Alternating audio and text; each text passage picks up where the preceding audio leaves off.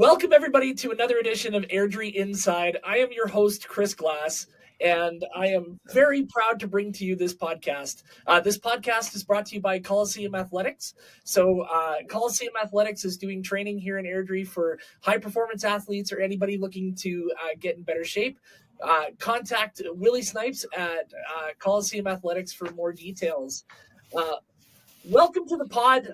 We have a great show for you today. I have two guests that mean a lot to me and are great Airdronians and people that I think have a rich history in this city. I'd like to welcome Vanessa Bellegarde and Luis Cofre to the pod. Guys, welcome. Hi. Hi, Chris. Thank you for having us. I'm really excited to do this because the gym that you guys have started here in Airdrie is one I've trained at in the past, one I hope to train at in the future, and has meant a lot to me as my personal development as an adult and as an athlete. So I'm really, really proud to bring your story and share a little bit of light on it. So why don't I start with you, Vanessa? Tell me, what brought you to Airdrie? What brought you to our city here? So we've been in Airdrie for 20 years exactly. December is 20 years, and we just moved from Calgary to Airdrie, and we decided to have our first child there, our firstborn there. Excellent. Yeah. Now, in Calgary, you were a very well-rounded fighter and a very accomplished fighter. So I want to talk a little bit about your fighting career before you moved to Airdrie. So tell me how you started in the sport of Muay Thai. I've been doing Muay Thai since I was about 13, 14 years old. And I just trained throughout high school. I think I started junior high, high school. And then I retired when I was about 25, 26 years old due to injury. I had a severe injury. And so I did, a good 10, 12 years of training. And then my last, since I was maybe 16, I started to compete all the way till maybe my last fight was like 25 years old. Wow. Yeah. And your fighting career took you as far away as Budapest, Thailand, Japan. I fought international. Yeah, I fought international. So in 1998, I went to Thailand, and they held, it's called the IMTFs, and it was their yearly. Right now it's called the King's Cup, and it was still back then it was called the King's Cup. But in 1988, that was the first year they allowed women to the ring. So before then, there was no female coaches. There was no female athletes allowed to even go to the ring.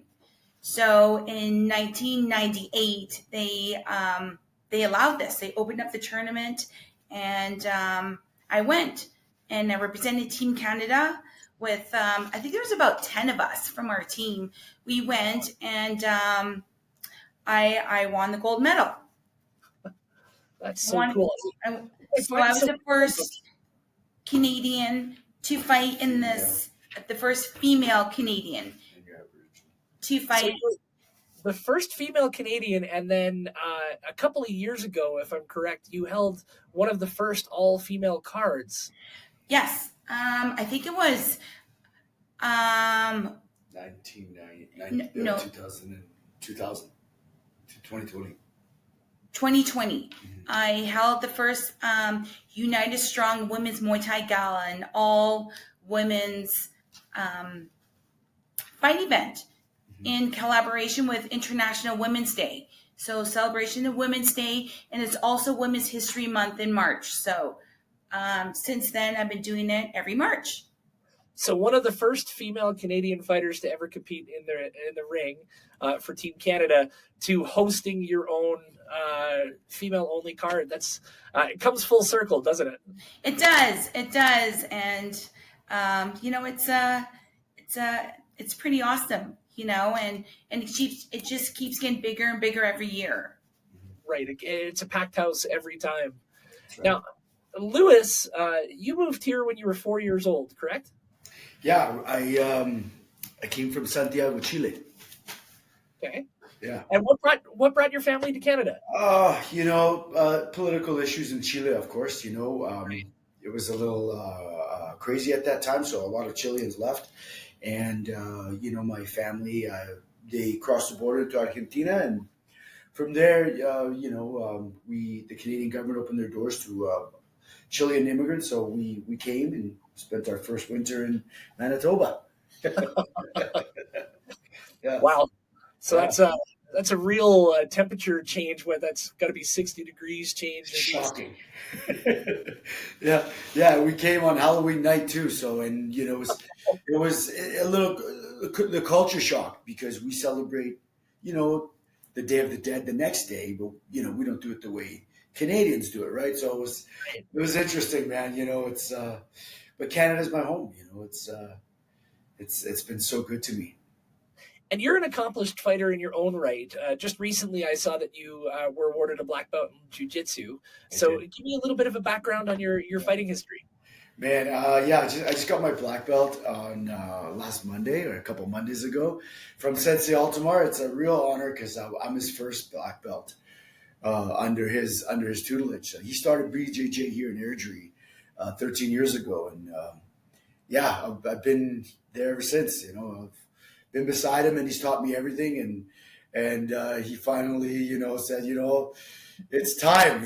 So you have to step up and move up into this level of training, and so it's a lot of teaching and a lot of inspirational stuff and getting people motivated, keep them doing jiu-jitsu, and it's really been life changing for me. It's not like Muay Thai at all. It's completely different, Right. and it's super challenging in its own ways. It's a challenge getting on that mat every night. So it's been a real journey. It's been a wonderful journey too. Right. And I kind of saw you at the beginning of that journey. So it's been Yeah, fun to watch you grow as a jiu-jitsu yeah, fighter. yeah. It's tough, man. It's a great sport. I mean, it really is a great sport for older dudes.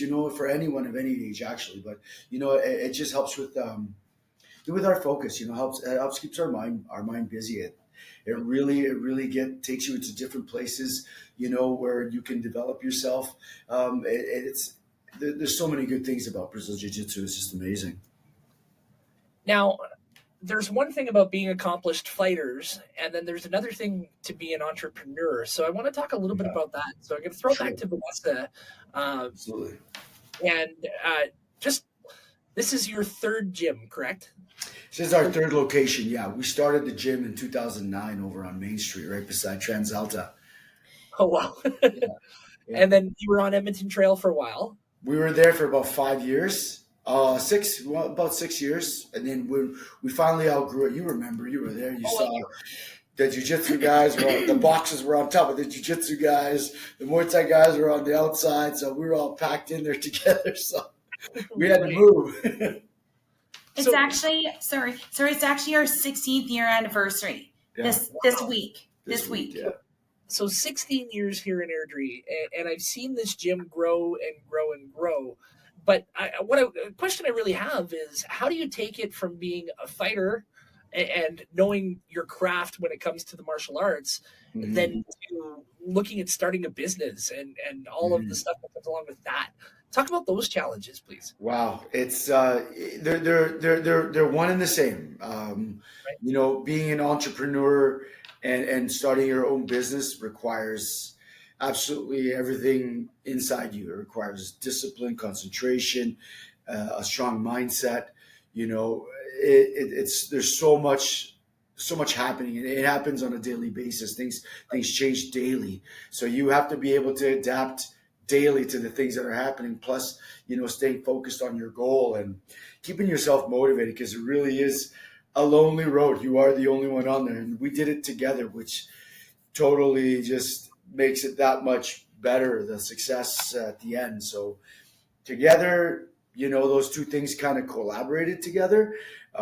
We've done everything from scratch, and we kind of split up the work where Vanessa takes care of certain aspects, and I take care of certain aspects, which totally helps us, put this whole thing together. And then at the end of the day, we get to do martial arts in the evening, which is why we kind of started it, because we both love Muay Thai. We both love hitting pads. We both love sparring and training.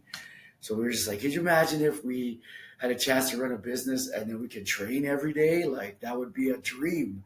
So it was kind of like something we wanted to build for ourselves out of necessity too. You know, we were in a place in our life where we needed this change to happen. We needed to follow this entrepreneurial path. And Vanessa came up with this crazy idea of picking up kids after school every day and teaching them Muay Thai. That kind of took off.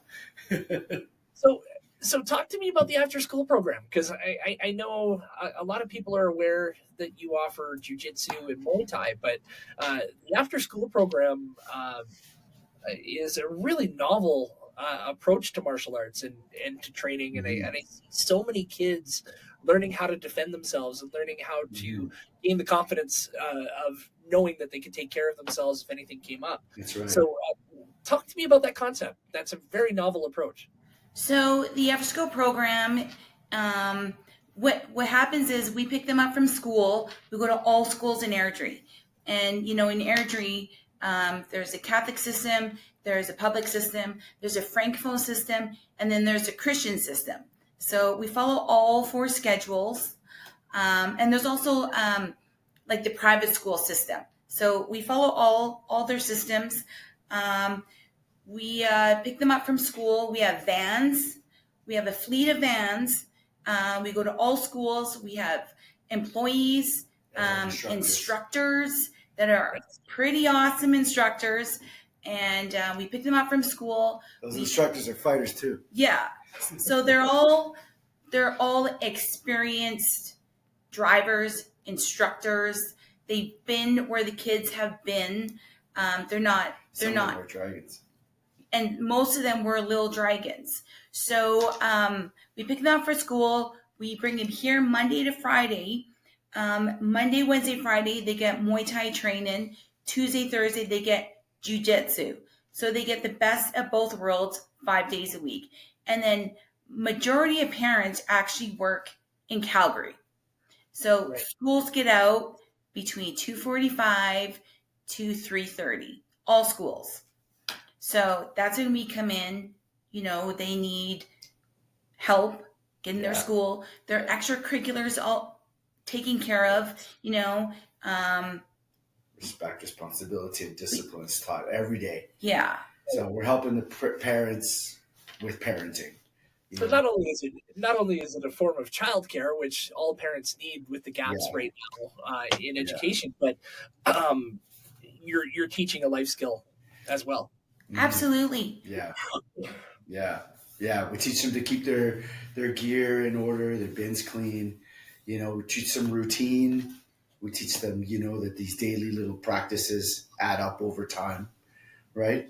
And we teach them, you know, to respect each other, you know, to address the whole bullying issue, you know, which seems to have no cure, right? But we kind of have a system where we can teach the kids how to handle themselves by building their inner confidence, where they don't feel the need that they need to, you know, follow a group or feel the need to impose themselves on other people, where they're comfortable with themselves because they have this inner confidence. So, and that's really the priceless thing that we're trying to teach these kids, right? That if you are comfortable with who you are and you understand, you know, how to deal with stressful situations, and you go through life a little bit easier.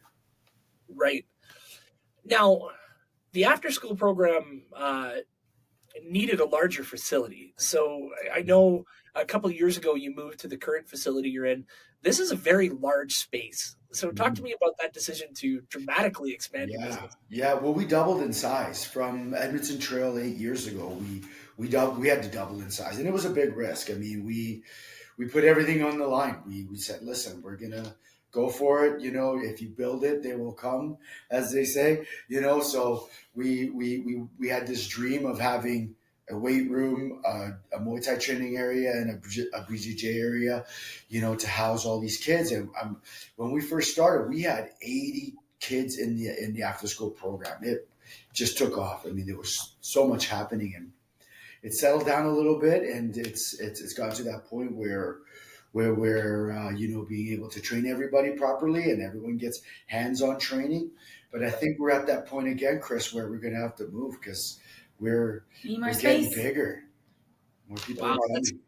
that's such a great success story, considering if anybody remembers anybody who was training in the Edmonton trail facility, moving to the new facility, it was like, how are we going to fill this space? And then it seemed to happen kind of organically. Yeah.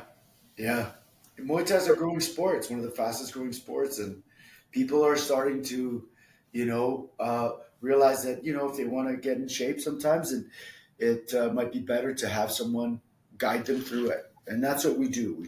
People walk through the door, we kind of take care of them. We want to guide them through the training and help them with their martial arts journey and coach them along, Now, one other thing that people may not know that's going on in our city, and I know a lot of people are finding out about it, but you actually put on live fights here in our city.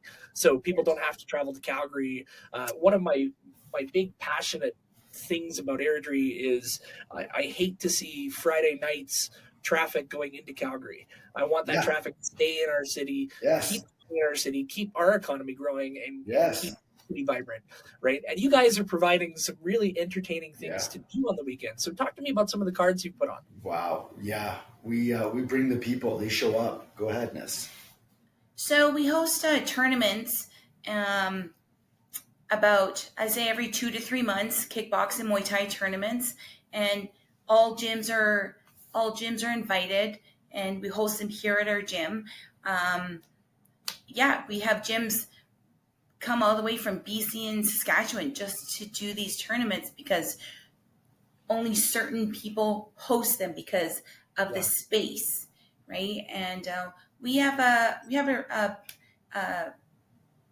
reputation that's it just keeps getting better and bigger every tournament. Mm-hmm. So, and it keeps other gyms growing and keeps them busy and gives them goals for their students.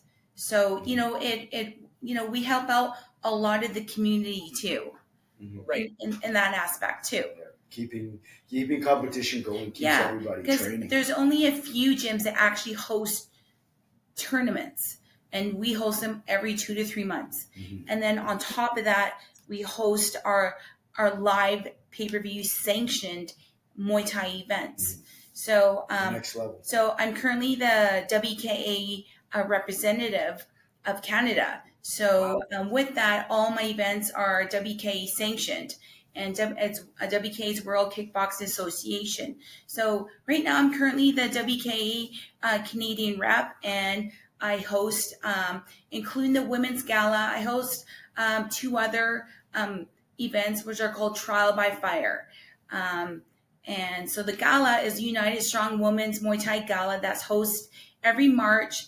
And we usually do one in May and November. It's called the Trial by Fire. So in May, that's going to be our 17th Trial by Fire. And right? 17, man. Yes.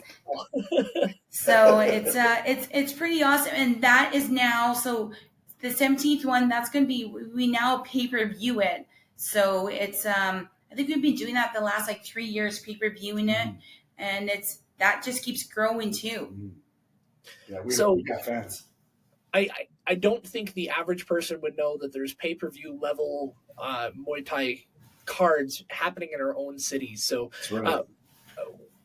what does a typical card look like? Like, is it 4 fights, 5 fights? How long are we expecting to be watching? A typical event, I would say an average of 12 events. There was one we had 18 fights. That was the most we've had. It was a long night. It was a long night. 18 fights is long. But it was very entertaining because we host from kids. The youngest we had, they were 4 years old, and they stole the show. We did it in 4 hours. They were Muay Thai, Crazy. They're called the Muay Thai kids. So they opened up the show. Then we have teens, the youths, and we have adults. And then, we have a group of females too. So it's all an assortment. and we also host title events too, title Right. fights. So We have fighters that have come from Mexico, the United States, to come and fight like local fighters, which is amazing because these kids grew up here and they're fighting on an international level on pay per view, and they're doing really, really well. So well, in fact, that we get invited to shows all over the world as well. Last year we went to Seattle, we went to Iowa, we went to Scotland, Aruba, to fight because we're showcasing local talent, and Airdrie has become a home for some Muay Thai talent. So I want to talk a little bit about that talent because I know you have some very talented fighters that are being coached out of here in Airdrie. So can you highlight a couple of fighters that people should be looking for and people should be paying attention to who so are in sport that might want to follow along? absolutely. So our instructors, for example, Ocean Cofre, she's actually she won gold in Scotland. Just in June, we went to Scotland for the WK World Championships, and Ocean won a gold medal for kickboxing division. So, and she's 20 now, and she's been in Lil Dragons since she was 4. So she's active. She's here every day. She's working with the kids. She's training every day. She instructs. So she's doing pretty well. She's pretty awesome. Another one is Anthony Palumbo.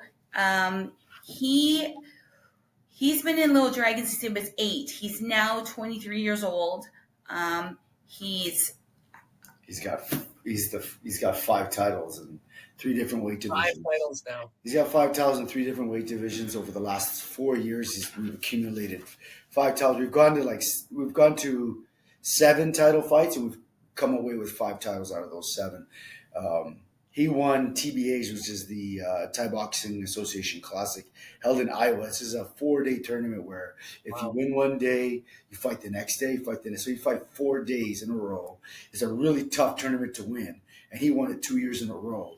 So he's quite the athlete. And I can attest to the fact that he hits pretty hard. I used to spar with him when he was 13, when I could hold my own, and now he would take me out a long walk there. So he's a good fighter for sure. And because the reason why he's a good fighter is because you remember that time we had the Mannies, the Austins, right? The Procopis on the mat, the Florises on the mat, right? The Vanderveldens, yourself. We had all the older guys, the Nolans, right? Anthony was put into this program as a young man, and he had to spar with all you older guys, and that's what really developed him, as a fighter. We talk about it all the time. I'm like, Anthony, how many times did you get your butt kicked? In class, he goes, every day. And that's what made him a great fighter, right? Later on in his career, he seemed to get us all back, though. So. Yeah. We also got Damian Smith, who just won a title. He's the last trial by fire. So now we have 2 champions. Yeah, he won the Western Canadian WKA at 155. Yeah, so he's a title holder now. He's taken off too. Yeah. We've adopted a professional fighter. His name is Jason Davis. He's fighting for us right now, and he's fighting he's going to be fighting at the World Cup here at the Muay Thai World Cup with alongside Anthony. Anthony's going to make his pro debut. So, we're at that pro level now. I mean, in our fight roster, we have about 20 fighters. A lot of them are juniors. Some of our juniors are some really high-ranking junior fighters like Aryan Siddiqui, who's got 12 fights. He's fought international. And he's 15. He's 15. Ethan Baez, another young man, right? Oscar Cofre, my son, our other child. He's got 2 international fights. We have a lot of great junior fighters. AJ Aurora, who's an up-and-coming young man. And and they all train together. These juniors train every day, and you've trained with us, Chris. You know how it is. It's hardcore pads and sparring, and it's nonstop. Can you walk me through what a training camp looks for one of these fighters? Because I Well, think that's really underrated that people don't. They see the fighter on fight day, but they don't yeah. see the 6 to 8 weeks that Oh, goes before that. So can you walk me through that process? it starts with, we try to get at least 2 months notice so that the fighter can start preparing himself for the journey. Right. Because once camp starts, we work with a nutritionist, so your diet has to be on, right? And you have to follow this nutritional program, and then the training starts. It's minimum 4 days a week, and most fighters do six, right? Where they do their Muay Thai, and then they do the strength and conditioning with Coach Jerry Raimondo. Plus, they're in the weight room doing their lifts, and they have to follow a lifting program until a certain time where they start to taper it off, and then start hitting more cardio. So there's a whole development with that. So we're training 6 days a week on a nutrition program, and we're doing specific things with myself. Like I'll take them aside and give them specific pad drills to work on the specific fighter that we're fighting. So that way we can kind of be ready for when it goes to the time to go to the ring, where I'm reminding them of these certain situations that we trained for that were going to happen in the ring. So it's really involved. It takes a lot of time. It takes a lot of dedication, right? And the goal is to win the fight. So we go to win, and we've become one of the premier teams in Canada where, the people know that if they call us and they get one of our fighters on their cars, that it's going to be a good show because the fighter's going to show up in shape, ready to go, and ready to win. So it's pretty awesome, man. And we're heading into another camp right now because we got a full season of fights coming up. So everyone's gearing up again. Okay, so that's the pro side. That's the not pro side, but I guess professional side. Mhm. I joined my story about joining your gym was I was a DJ for one of your events, and I Oh, yeah. wanted to try. I Yeah. came in as a 34-year-old man, not knowing anything about the sport, and actually, truth be told, never being punched in the face once prior to entering that gym. That's Um, right. how does this work for beginners? Because this seems like a really intimidating sport It, when you're looking at the final product in the ring. yeah. But walk me through somebody starting out. You nailed it, right? Like it really is an intimidating place to walk into. We've had people come in and say it's kind of scared to come in here, because Right. this is like a real fight gym. You walk in and there's people like training, you know. So we invite beginners to come on a certain night, Mondays and Fridays, and it's an introduction to basic Muay Thai movements and principles, martial arts principles, and they pretty much get a private lesson with a professional instructor. So there's three of us up there, and however many we have, we walk them through everything. We walk them through the warm up. We challenge them, we watch them, make sure that they're getting through it, and then we teach them all their basics, right? So, and we host this class twice a week, and it doesn't matter how many times they want to come in and do it, we'll be there for them until they're ready to get filtered into the more advanced classes, right? And some people, that's what they love. They love those beginners classes, and that's what they enjoy. They do that. They do a J class. They come in and do the weight room, and so they have their coached training, right? And some people do go, oh, the beginners program was great. I love doing it. Now I'm going to go into the fighter training and try the competition. And now I want to do a tournament in 2 months. So I'm going to try and train for that. And Right. then we can kind of scale it up to tournament to fight if you want to do that. Otherwise, nine out of 10 people, they just want to do Muay Thai just to get in shape. And that's Right. what we're here for, right? So it kind of hits all levels of commitment, I guess. Yeah, absolutely. Right. With no commitment, because once we know people's lives, they can train for a couple months and they got to go do other things. So our schedule is very flexible and our payments are very flexible, so people can just always come in and out as they please, right? Right. How many people are training with the Airdrie Martial Arts Centre now? In Muay Thai, Jiu Jitsu, and strength and conditioning, and kids together, we're at about 300, right? 300 students learning self defense and martial arts. Yeah, everything. Like everyone that comes through the doors that are doing either jiu-jitsu or Muay Thai, Yeah. Kids, programs, teens, adults. weights, Yeah. or just working in the weight room and doing strength and conditioning. It's about 300 people that come and train here, right? So, Excellent. we accommodate them all, and we want to make sure that they're all learning something, right? Now, Vanessa, you hinted at it. I'm going to come back to it about kind of hitting your capacity at a gym and looking for potentially a new facility. What does the future hold for the Airdrie Martial Arts Centre? What's the next year and the next 5 years look like? Well, I would like a bigger facility just because of our events are growing. So like they just keep getting bigger and better. And so we're definitely going to need a bigger facility to do what we want to do. Mm-hmm. Yeah. I don't know how much more. Well, I think a bigger facilities would be the best thing for us. Yes. So that way we can house more members. Yes. But I think in future, what we'd also like to do is have people come and travel from all around the world and come visit us, and so have some sort of accommodations for those type of people to come and train with us for a couple of weeks, and then go to the mountains and kind of see the area and come to Alberta and enjoy it. So, it's a part of sports and tourism, to have people from all around the world come and train with us. And we've also toyed with the idea of opening up a private school, like a martial arts school, because, everyone knows the situation in Airdrie where the schools are all at capacity.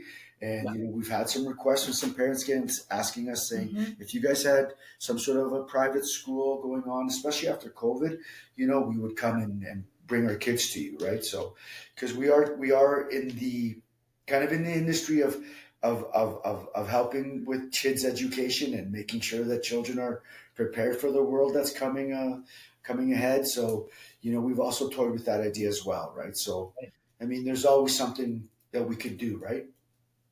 And those are the long term. In the next year, what are we looking at for fight cards? What should we be excited about in 2025?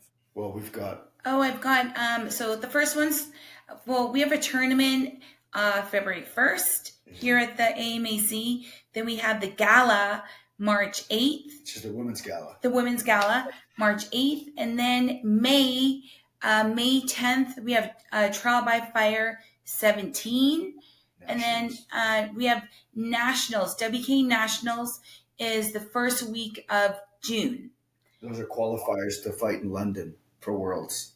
So when we're talking about that event in June, how many fighters come into Airdrie for that? The last one we had, this is going to be our third one we're hostessing for Nationals, and we get about 200. And then and again, each year that keeps growing too. And then, so the winners, they get invited to go to London. London is where the Worlds this year is hosted, and that's in November. Okay. So it's a packed calendar coming up in 2025. It is. Yeah. So many people come, and you really hit it when you said, you want to see people come to Airdrie to come and enjoy sports here, because you're right. When the tournaments come, this is a viewer-friendly sport. We have 200 fighters, 300 fighters, and you can watch kickboxing all day, right? We do the same thing with jiu-jitsu tournaments too. You can come and watch BJJ fighters come and do their thing, and the fight cards are there. National championships are there for everyone to come and enjoy and see the sport. Well, this has been a fantastic interview, and this is one of our first ones on Airdrie Inside. So I'd like to thank you both for coming on, spending some time with me today, and just letting our viewers get to know you, because one of the biggest things I wanted to do was tell stories like this, these stories that are bringing in a lot of money into our city and a lot of development to our city, and teaching our kids a lot of valuable skills. And it's great to know you guys, and I really appreciate you spending time with me today. You're welcome. Thank you, Chris, for having us. Thanks, Chris. Yeah, we're really grateful for you and all of your success. I mean, we've known you now for over 10 years, and look at everything that you've done. You've built a family, built a career for yourself, and you're always expanding, in all of your ventures. So, we're always in support of you. I appreciate that. One day, the next time we have you on the pod, you're going to have to tell the story of how I actually got involved with training, the actual in-depth story. It's a There's a fun one. video, actually. But with that, we've come to our time for today. So thank you so much for spending time with us here at Airdrie Inside. We're going to be back with great new podcasts coming up all through 2025 on a weekly basis. So thank you so much. Thanks, Chris. Bye, everybody. Thanks, Chris. Take care.